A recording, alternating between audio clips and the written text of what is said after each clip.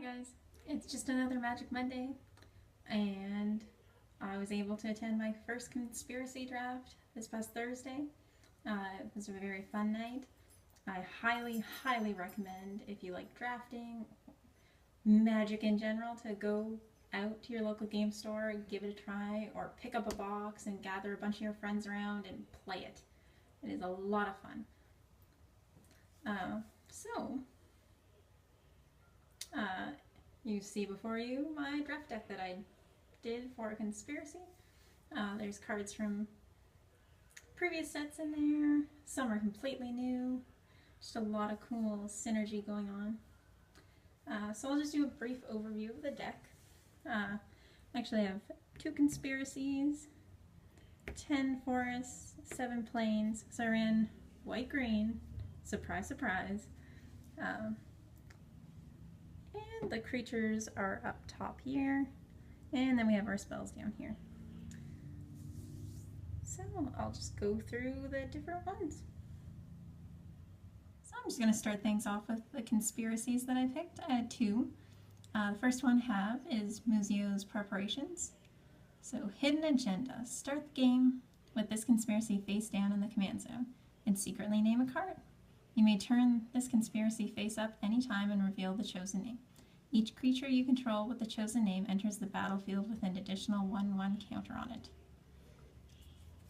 And the next one was Brago's Favor. Hidden Agenda. So you start face down in the command zone again. And you pick a name. Spells with the chosen name you cast cost 1 less to cast. So the card that I ended up choosing to do that with was Howling Wolf. I actually had 3 of them in my deck, and I was able to search for more, so I ended up having a 3-costed 3/3. Guaranteed pretty much 3 of them in your hand whenever you end up pulling them out. And I got them in like opening hands and stuff like that, so it was pretty cool. Some of the conspiracies were definitely different. There were some that ended up making mana and other stuff like that, and it was pretty neat. We have our creatures. In the 1-drop slot, I had a Pride Guardian, who's a cat monk. 2 words I never thought I'd ever see together, but here they are. He's a defender, and anytime he blocks, I gain 3 life. So he got me a little bit of life gain going on during my matchups, which is kind of fun. And then we have Courier Hawk. And another Courier Hawk. A Johnny's Sun Striker. Silver Chase Fox, who's able to exile enchantments by sacrificing itself. So that was pretty handy. Actually, I had it used against me in one of my games. And then we have Gnarled Pack. And he has multi-kicker, so each time you kick him, he gets an extra 1/1 counter. So you could just make this guy kind of beefy if you have the mana up. And like I mentioned in the conspiracies, I have not 1, not 2, but 3 Howling Wolves. So they ended up being a 3-costed 3/3 that I was able to search my library for and put into my hand. And then we have Wolfbriar Elemental. And whenever he enters the battlefield, if you kick him, you get some 2/2 green wolf creatures. So there's the tokens starting up. And we have a Charging Rhino. And this guy was my pack 1 first pick. And he was just awesome to rest it on. He's high costed, so it's 8 for a 9/9. So a bit of value there if you get up to the 8, which isn't hard to do whenever you're doing a multiplayer game. And whenever he enters the battlefield, you can destroy up to 3 target non-creature permanents. For each permanent put into a graveyard this way, its controller puts a 3/3 green elephant creature token onto the battlefield. At one point, I gave each opponent an elephant by killing their stuff off. And then another game, I went and put 3 of my lands into the graveyard and got 3 4/4 elephants because I had stuff pumping them. So that was kind of neat. So he did a lot of work, and I'm glad I first picked him. Very good card. I'm probably going to be putting him into my commander deck because it generates tokens and all that fun stuff. And now we have our spell cards. So enchantments, sorceries, instances. So I have Intangible Virtue. Creature tokens you control get 1/1 and have vigilance. So that paired up really nicely with my tokens. And I had 2 of them. So that was really cool to draw into. As I mentioned before, how I had those 4/4 elephants. Intangible Virtue for the win. And I picked out 2 Respites. Prevent all combat damage that would be dealt this turn. You gain 1 life for each attacking creature. So it just pumped up my life total and saved me if I had any trouble. Plummet to take care of those pesky flying creatures that want to attack my little green white critters. And then I have Rousing of Souls, which just looks really awesome in foil. Like you get like these, the pack that I had actually had 2 of them in it, so it's a common. But I had the foil version, the non-foil version, and it kind of looks like you could see the like spirity ghosts in the foil one. So I'm like, yes, foil. Anyway, for what it does, Parlay. Each player reveals the top card of his or her library. For each non-land card revealed this way, you put a 1/1 white spirit creature token with flying onto the battlefield. Then each player draws a card. So I got a bunch of spirits flying around. Again, tokens. Lots of fun there. And we have Unquestioned Authority. Enchant creature. When Unquestioned Authority enters the battlefield, draw a card. Enchanted creature has protection from creatures. At one point, I put it on my Terastodon.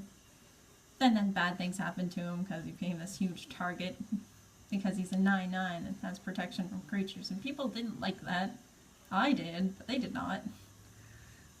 And then we have Core Chant. All damage that would be dealt this turn to target creature you control by a source of your choice is dealt to another target creature instead. And I had 2 of those. So I ended up using it as like a reflect, so someone would attack me and just be like, boop, guess your creature's dead. And they'd be like, oh, that's not cool. And I'd be like, yes it is. And then we have Elephant Guy. Enchant creature gets 3/3, and when they die you get to put a 3/3 green elephant creature token. Again, tokens. That's fun.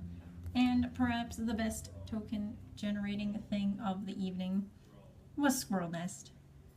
You enchant your land and start making 1/1 green squirrel creature tokens. I only had 1. Someone else in one of my pods pulled the other one. I wish I could have had 2 to just go nuts. Ha ha. But it was a lot of fun. Someone else pulled the actual squirrel token. I did not, and they were not willing to part with it because it's so cute. Anyway, so that's all the spells. My local store does rare redraft for their prize support at the moment, and so they're doing packs and stuff like that, so it means cheaper cost to us whenever we play, so that's cool. We actually, well, their draft ended up being more expensive, like a little bit more expensive than our normal ones, because he was worried about having to throw in extra packs, and we actually did throw in an extra pack, so I guess putting up the price was okay. But yeah, so we got, like, we ended up getting some of us ended up with extra rares. But yeah, so that was cool. And with like foil rares and stuff like that. So I actually, for the first time ever, came in first place out of our 8-man pod. So we did 2 matches. We broke into 2 4 pods. And so it was a lot of fun. You know, I duked it out, created alliances, smashed alliances in the face, and came out on top. So that was a lot of fun. And I actually did not pick Terastodon. He actually ended up being first picked by someone else because I picked something different for my first pick. Then I ended up picking up a copy of him because I really like how well he ran in the deck. And I thought he would be really fun in my ADH one. So that's why he's here. So little special mention to him. But for my first pick, I picked Mirari's Wake. Enchant creature. It's an enchantment. 3 colorless, 1 green, 1 white. Creatures you control get +1/+1. Whenever you tap a land for mana, add 1 mana to your mana pool of any type that land produced. So I thought it'd be a fun card to put into my EDH deck. It seemed to fit it the best. We didn't draw anything crazy like a Dak Faden or anything, but I did draw a Dak Faden emblem. Ooh, look at that handsome devil. Anyway, no one was lucky enough to draw one. I think we're doing another conspiracy draft, like in a couple weeks. So maybe we'll get lucky and draw one then, but I have the emblem for him. And I just thought I'd show you guys that. So for my second pick, I ended up picking Rhea Dawnbringer, because it's an angel and she looked kind of cool. So she's a flying legendary angel for 9, which is super expensive, but I thought it looked neat, so yeah. At the beginning of your upkeep, you may return target creature card from your graveyard to the battlefield. And then my other pick was Wolfbriar Elemental, which was one of the cards I ran in my deck. I like how he worked too, and with the multi-kicker being so cheap, it's pretty much just like 1 green for a 2/2 green wolf. And then within my token EDH deck, I could just start populating, because Tristani's my general and stuff like that, so should be fun. So he's probably going in there. And then just for the lulz, I got the Cogwork Grinder, even though he can't really be played in anything, but I'm like, hey, it's conspiracy, has the neat little symbol, and I just want a little bit of a conspiracy nostalgia to remember my first draft of it. I really hope that Magic prints more or does more sets like this in the future, because it was just so much fun, and you guys just have to, if you can, get out and try it. It's just a lot of fun. Even if you don't win, just go for it. It's just a night full of laughs. Get your closest friends together and start drafting. So, thanks for watching, guys. I hope you all have a great day. Bye.